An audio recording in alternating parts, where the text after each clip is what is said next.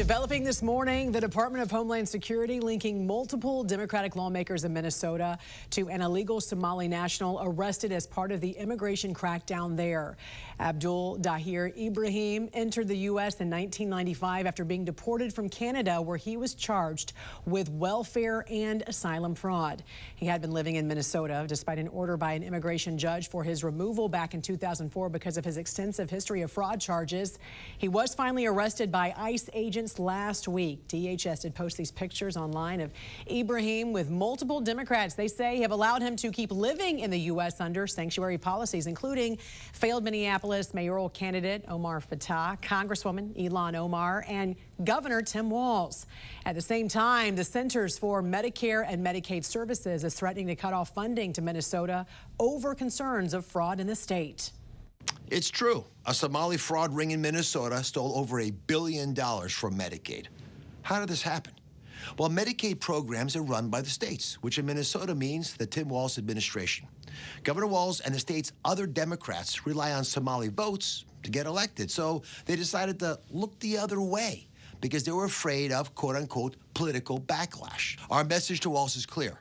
Either fix this in 60 days or start looking under your couch for spare change, because we are done footing the bill for your incompetence. Governor Walz is also under investigation by the House Oversight Committee. Last week, Chair James Comer gave him a December 17th deadline to provide documents and records related to the investigation.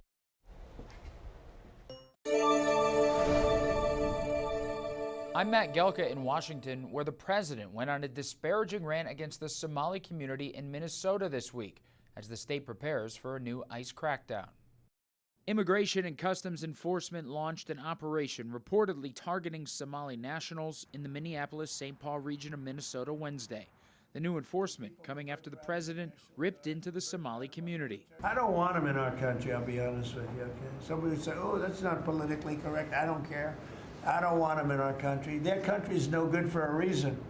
Their country stinks, and we don't want them in our country. I could say that about other countries, too. Minnesota is home to the largest Somali community in the country, and the Trump administration is investigating a $1 billion fraud claim in the state where public assistance tax dollars have allegedly been funneled to terrorist organizations based in Somalia. Trump targeted Somali-American Congresswoman Ilhan Omar in his rant.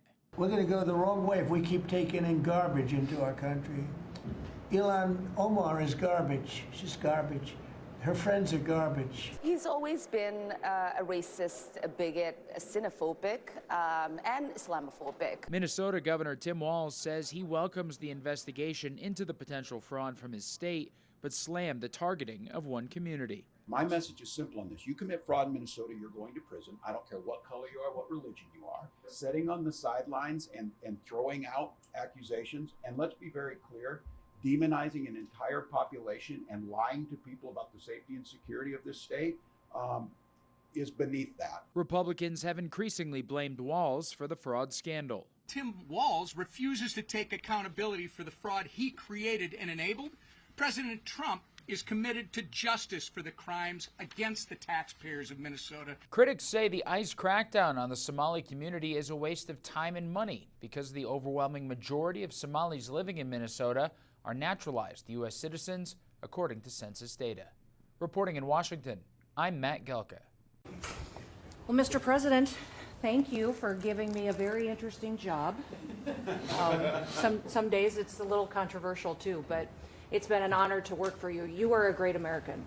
The fights that you pick are the right fights, and they're always on behalf of this country. So I appreciate the chance to do this job heading up this department. If you think about what Joe Biden did with the Department of Homeland Security, he used this department to invade the country with terrorists.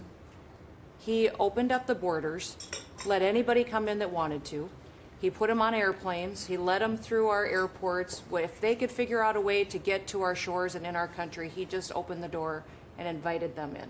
So it's our job to get them out. And I want to thank you for this team, because I look around the table and I think every single person here has helped me do my job over the last year. They've supported us at the border and given us resources. Marco negotiates all the travel documents and relationships with other countries to take their people home. 2 million people have gone home already. The people that were here illegally you've removed from our country and sent home. And we're going to send more home for the holidays too, and make sure that they get to be with their families in their countries. Yes. Mostly the bad ones. That's right. Pam, Focus is the bad ones. that's right. And there are a lot of them. They're terrible, horrible people. And Pam, make sure she's fighting for us in court so that we can get up every day and be bold. We're going to hire our 10,000th ICE officer. Will be on the job within 10 days. So we have hired 10,000. We've had hundreds of thousands of applications. We've got within the department, TSA went through this government shutdown without any delays.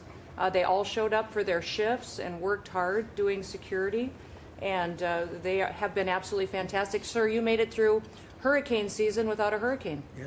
And so FEMA, you kept the hurricanes away. So we appreciate that. And FEMA is deploying resources and dollars 150% faster than ever before.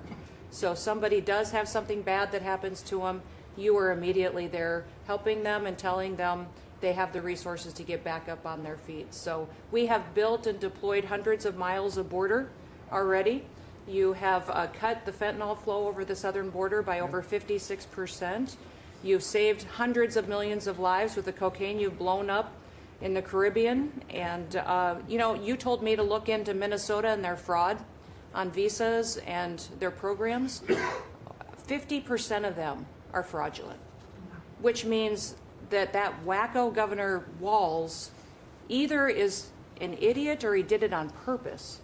And I think he's both, sir. He brought people in there illegally that never should have been in this country, said they were somebody that they're not. They said they were married to somebody who was their brother or somebody else. Fraudulent visa applications, signed up for government programs, took hundreds of billions of dollars from the taxpayers, and we're going to remove them and we're going to get our money back. And we're going to, this next year, make sure that we only put people in leadership positions in this country that love this country and have its back. So thank you for letting us get up every day and have a purpose. We appreciate you. Thank you very much. Thanks, Chris.